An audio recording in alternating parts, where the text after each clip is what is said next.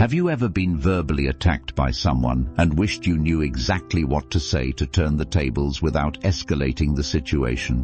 What if I told you there are 6 specific verbal techniques that can make even the most aggressive person feel genuinely sorry for their behavior, often within minutes? These aren't manipulation tactics or ways to be cruel in return. These are psychological strategies rooted in human nature that can completely shift the dynamic of any confrontation. By the end of this video, you'll have a toolkit that could transform how you handle aggressive people forever. Picture this scenario. You're at work and a colleague starts yelling at you in front of everyone, blaming you for something that wasn't even your fault. Your heart starts racing, your face gets hot, and every instinct tells you to fight back or run away. But what if instead of doing either, you could use one simple phrase that would make them stop mid-sentence, realize how they're acting, and actually apologize?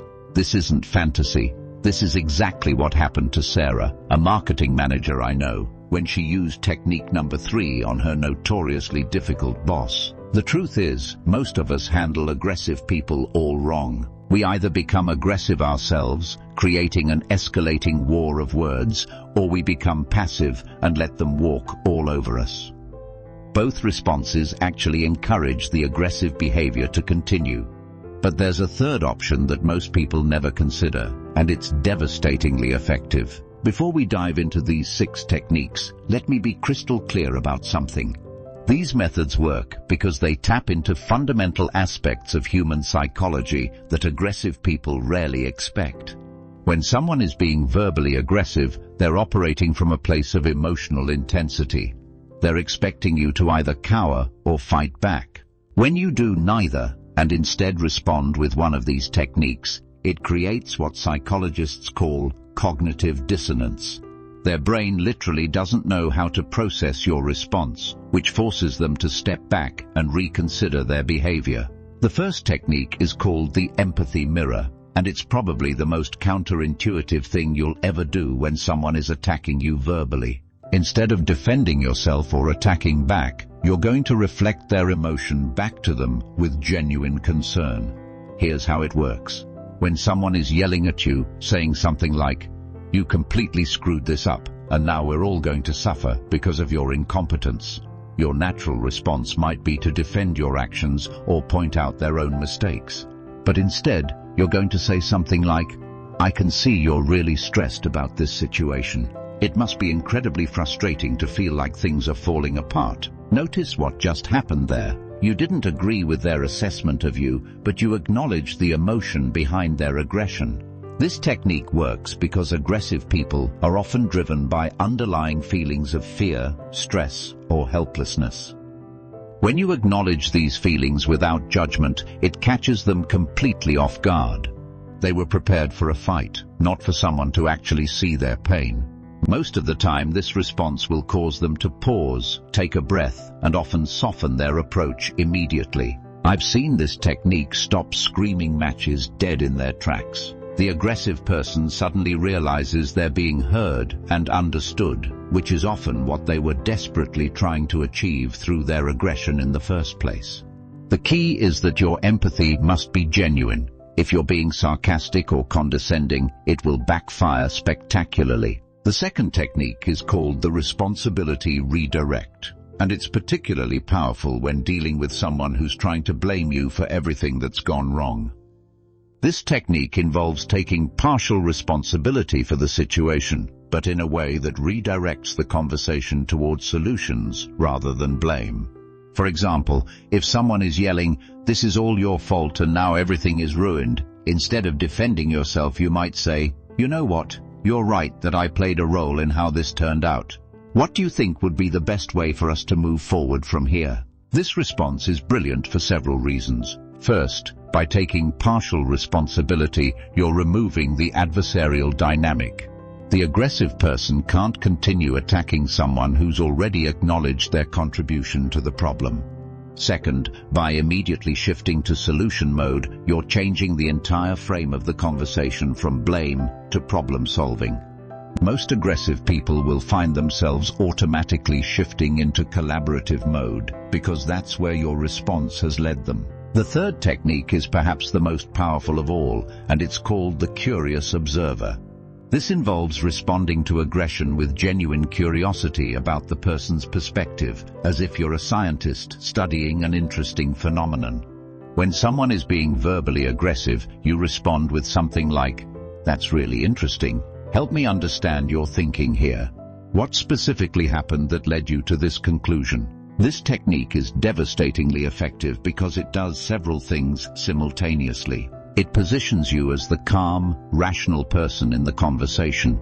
It forces the aggressive person to explain their reasoning, which often helps them realize their reaction might be disproportionate. And it shows that you're genuinely interested in understanding their perspective, which disarms their defensive posture. I once watched a friend use this technique on a road rage incident. Another driver had gotten out of his car and was screaming about how my friend had cut him off.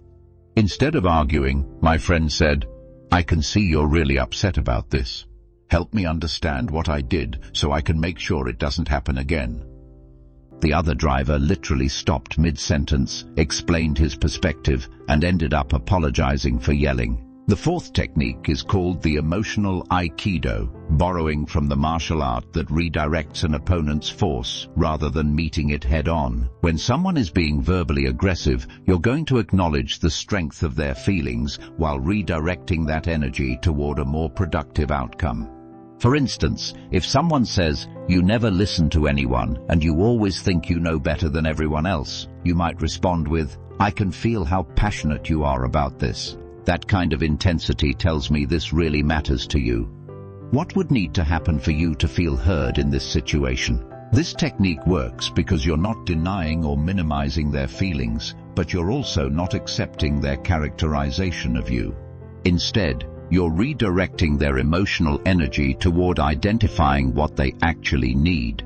Most aggressive people will find themselves automatically shifting from attack mode to explanation mode because you've given them a pathway to express their real concerns. The fifth technique is called the time bridge, and it's particularly effective when dealing with someone who's clearly overwhelmed and lashing out. This involves acknowledging that this might not be the best time for the conversation and offering to revisit it when emotions aren't running so high. You might say something like, "I can see this is really important to you, and I want to give it the attention it deserves. I'm wondering if we might both be in a better headspace to tackle this if we took a short break and came back to it in an hour." This technique is powerful because it accomplishes several important things. It shows respect for the importance of their concerns.